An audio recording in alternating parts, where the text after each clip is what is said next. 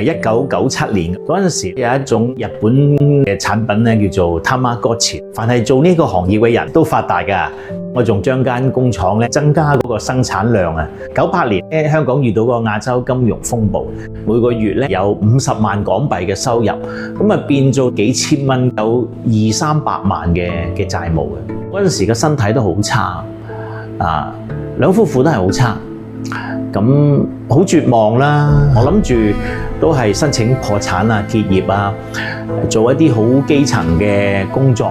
揾到一啲低利潤嘅塑膠帽生意啦，一路咁樣就喺個困境裏邊咧，又捱到2年，去到2000年，香港貿易發展局啊一個考察團咧就去墨西哥，當時咧塑膠帽嘅生產商咧就好睇淡啊，冇人肯去參加，得我一個人去參加，咁佢就俾咗一個客戶嘅名單俾我自己一個人去到嘅時候，我就揾到第一個客。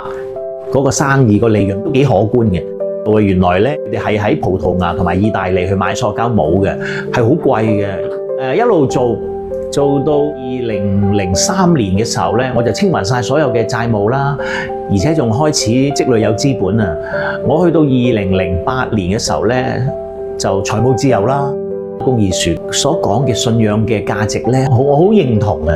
喺個做生意裏邊要有使命營商啦。如果我能夠喺我嘅團隊裏邊有忠心良善又有技術嘅員工，可以承接我呢一個嘅生意嘅時候咧，又可以同當地嘅教會做扶貧嘅工作啊！哇，咁啊好好喎，會好有意義。我結果用咗12年嘅時間啦，達成我呢個夢想。生意係天父嘅禮物啦，係一個人生嘅考驗啦，而且亦都唔可以用賺錢或者係虧蝕嚟到係去衡量。我只可以用一個管家嘅角色，多過係一個老闆嘅角色去睇我曾經經歷過30年嘅生意咯。